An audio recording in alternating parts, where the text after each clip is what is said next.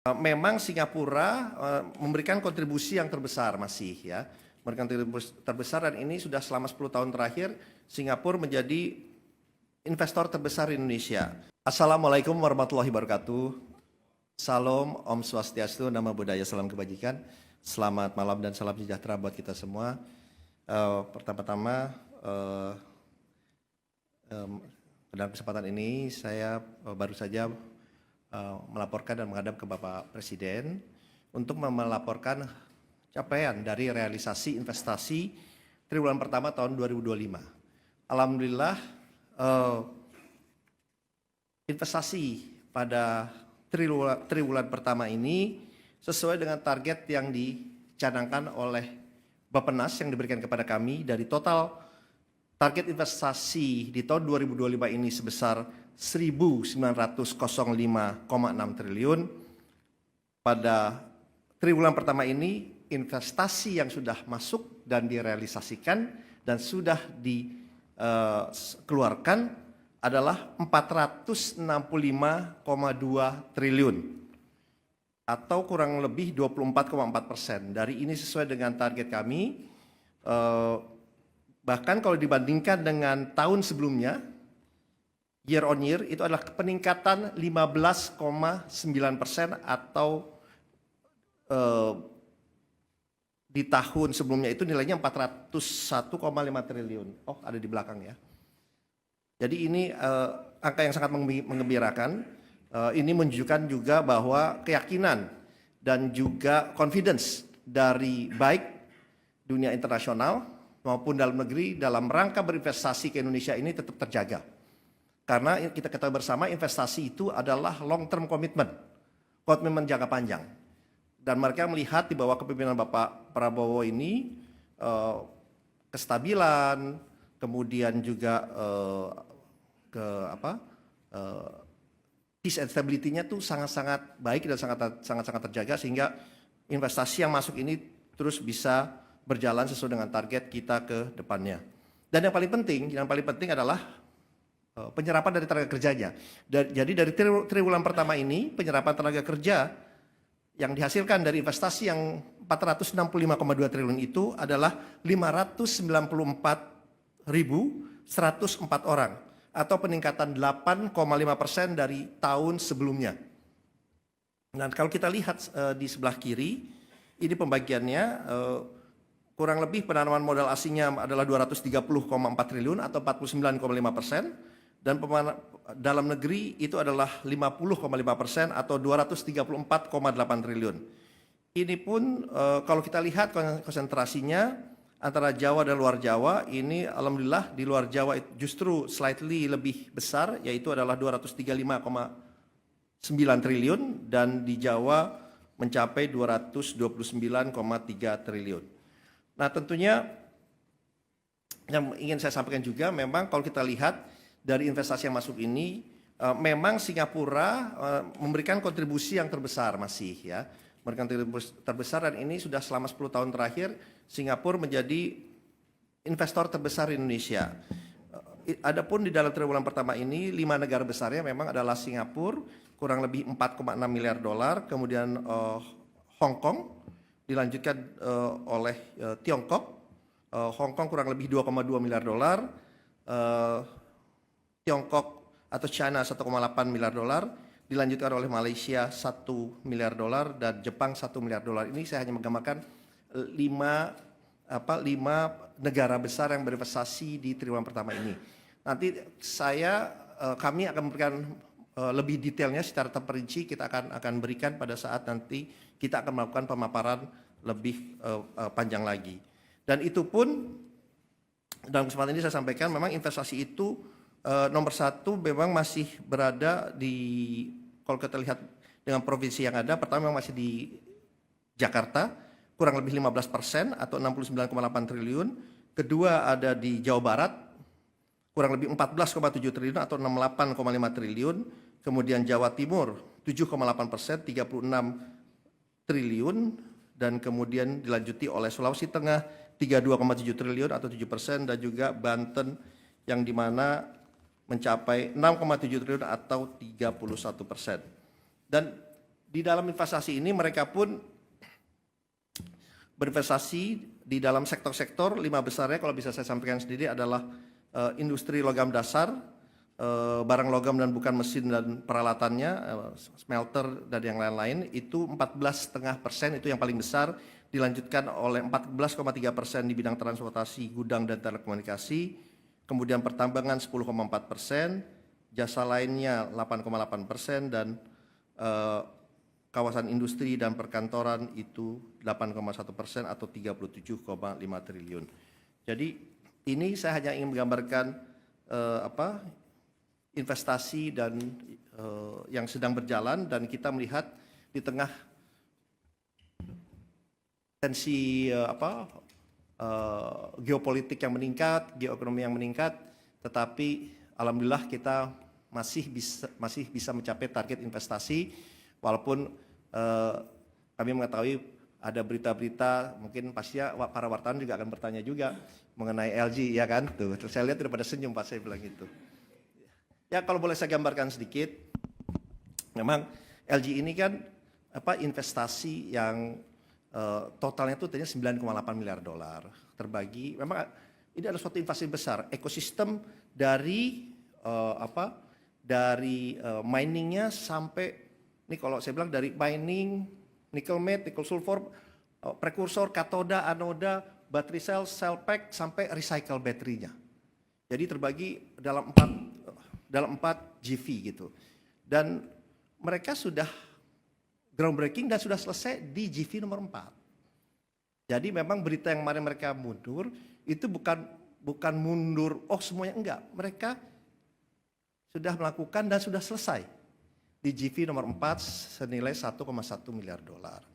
Dan ya memang ya Mbak, untuk proyek sebesar ini ya kan, ya tentunya kan negosiasi itu lama, dan memang kita juga melihat ya kita juga ingin berinvestasi ini berjalan. Jadi oleh sebab itu memang diputuskan untuk proyek ini tetap berjalan, tetapi memang digantikan oleh partner lain.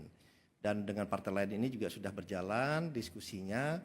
Jadi kami dan pihak dari LG pun tetap komitmen, tetap berinvestasi di bidang-bidang lainnya, dan ini pun masih juga terbuka untuk berinvestasi di bidang yang sama. Jadi memang saya tahu ini beritanya cukup ramai, tetapi yang ingin saya sampaikan bahwa angka yang ada ini kan angka yang statistik yang realistis, yang benar, gitu. Yang dimana ya ini buktinya bahwa investasi kita tetap berjalan dengan baik, bahkan meningkat, gitu.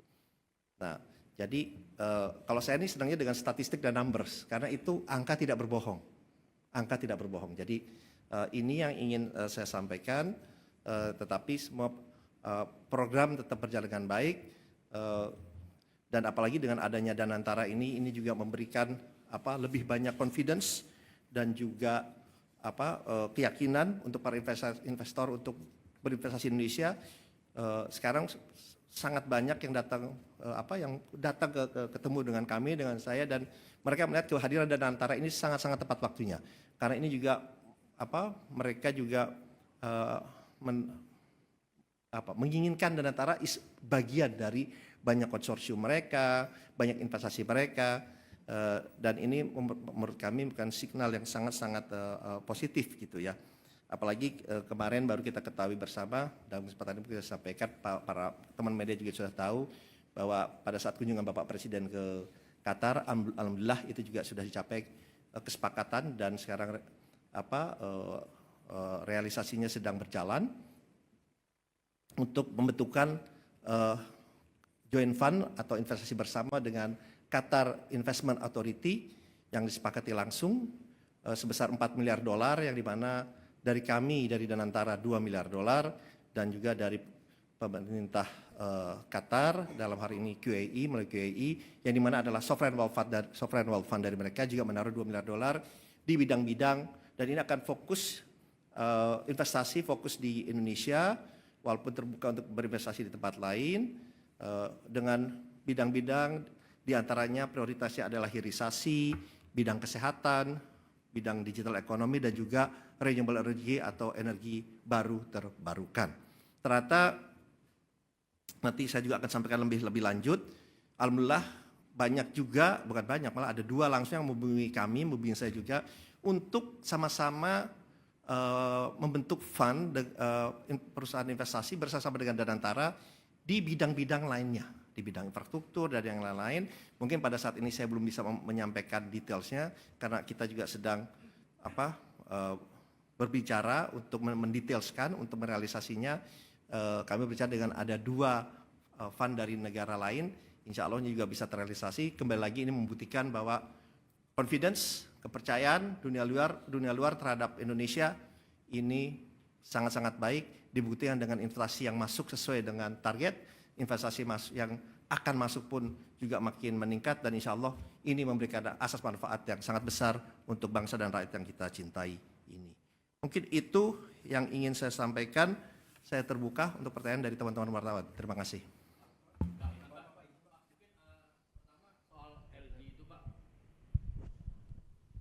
Cek. Iya Pak, saya Herdi dari Detikcom Pak. Mungkin pertama soal LG tadi, udah ada surat konfirmasinya langsung belum sih Pak ke pemerintah? Dan itu kan tadi GV ya Pak ya, $9 itu apakah itu $9 miliar semuanya dia keluar atau hanya sebagian? Mungkin rincinya itu berapa Pak? Terus kemudian mungkin penggantinya Pak Bahlil udah sebut Huayo Pak yang punya pabrik nikel di Cina, itu apa benar Pak? Dan dia komitmennya berapa ke sini gitu Pak? Mungkin 2 pertanyaan itu Pak yang mau saya tanyakan. Terima kasih Pak. Oke, ada yang lain? Biar saya jawab sekalian. Saya udah tahu pasti jangan nanyanya LG nih. Ya ini Pak, masih seputar LG juga sih Pak, terkait dengan GV Project itu, kan dari China ya Pak yang Huayo itu bakal ambil seluruh proyek investasi LG atau ada investor lain juga nanti yang bakal diincar juga sama pemerintah, dan paket kebijakan investasi yang mau ditawarin ke Amerika Serikat nanti kedepannya akan seperti apa, karena kan LG juga salah satu bagian yang juga sebelumnya ditawarkan. Sama terakhir Pak, Cina kan akan mengatakan ingin mengurangi investasi CATL juga Pak. Kalau misalnya itu tanggapan pemerintah dan antisipasi kedepannya seperti apa? Oke, mungkin saya jawab dulu ya. Ya udah silakan. Baik Pak, izin Azura dari Bloomberg Technos. Mungkin melanjutkan yang LG Pak. Kalau dari BKPM sendiri itu mengapa sih Pak yang menggantikan ini Huayo gitu? Alasannya mengapa mereka itu tertarik? Dan setelah itu berarti di proyek Titan itu berapa sih investasi Huayo yang masuk?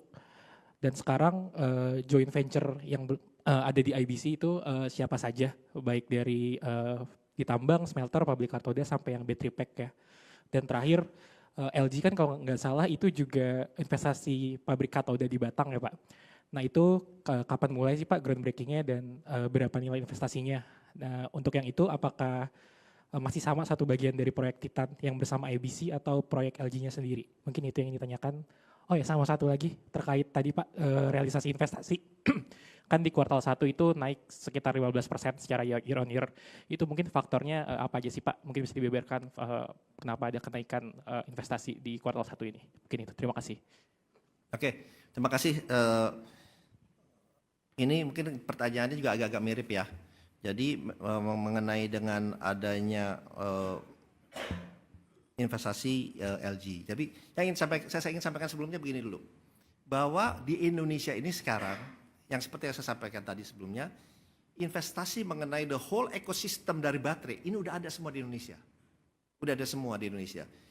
Yang tadi saya sampaikan tadi sempat dari miningnya, baik itu misal contoh di Morowali atau Widabe area, ya terutama itu sudah ada. Karena saya juga udah lihat ke sana, itu dari mining, kemudian masuk ke prosesnya, mau pakai aspal, mau pakai dari nikel matte, nikel sulfat, kemudian ke prekursor, ke katoda, anoda, cell battery, battery pack, sampai dengan recycle battery.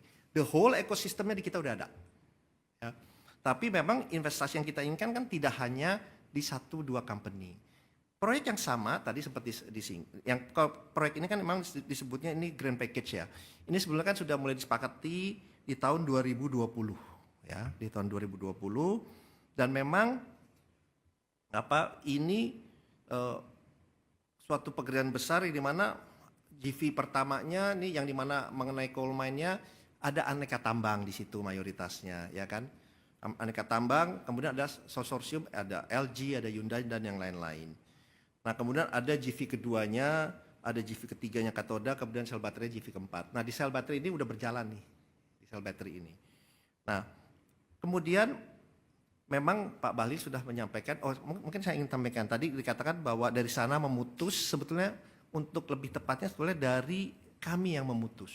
Itu berdasarkan surat tanggal 31 Januari 2025 yang diterbitkan oleh Kementerian Energi dan Mineral Resources Republik Indonesia.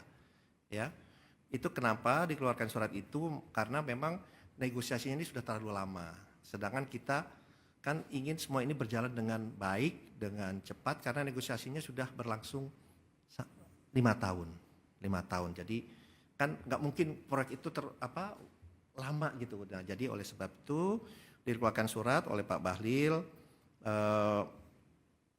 mengenai ini surat tertanggal 31 Januari tahun 2025 yang dikirimkan oleh Pak Bahlil kepada CEO dari LG Chem maupun LG Energy Solution ya. Jadi surat itu dikeluarkan karena memang dari Wayo itu memang berminat untuk berinvestasi karena mereka juga teknologinya juga sudah ada. Dan mereka hanya mereplace atau menggantikan posisi dari LG. Dan memang di dalam itu ada tidak hanya Antam tapi juga ada IBC.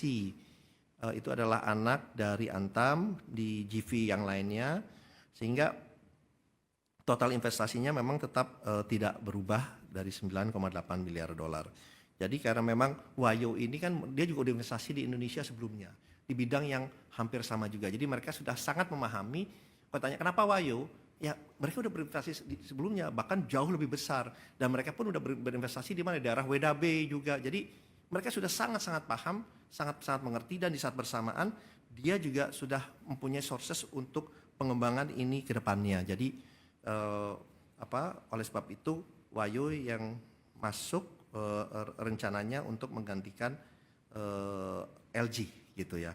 Jadi dan kita sudah bertemu dengan Wayonya, saya sendiri juga sudah bertemu dengan Wayo, sangat-sangat positif karena mereka sudah sejak tahun 2024 ya, akhir 2024 ini sudah menyatakan minatnya untuk menjadi konsorsium dari LG ini. Jadi sebenarnya dalam konsorsium LG itu sebelumnya memang sudah ada Wayonya. Jadi mereka sekarang ya menjadi leading konsorsium, itu aja. Jadi saya ingin sampaikan bahwa investasi yang lain berjalan, kalau ditanya kenapa sih investasi tetap berjalan, tetap tumbuh, ya karena ada keyakinan gitu bahwa tadi yang saya sampaikan, kalau investasi kan komitmen jangka panjang ya, dan tentunya mereka menganalisa dari segala macam aspek atau sudut, yang dimana tidak hanya dari segi returnnya juga, tapi juga dari segi itu yang saya sampaikan, kestabilan, kedamaian, dan yang lain-lain. Jadi oleh sebab itu hal yang baru saja terjadi ini ya kita lihat kedepannya akan menjadi lebih baik, dan kembali lagi apalagi sekarang juga sudah ada Danantara yang kita pun bisa berinvestasi secara langsung dan tidak langsung di banyak program, di banyak proyek yang memang memberikan dampak besar, terutama dari segi penciptaan lapangan pekerjaan, dari segi peningkatan ekspor, dari segi pengurangan impor, dan yang paling penting adalah bagaimana dari segi peningkatan dari sumber daya manusia kita. Mungkin itu jawaban saya, terima kasih.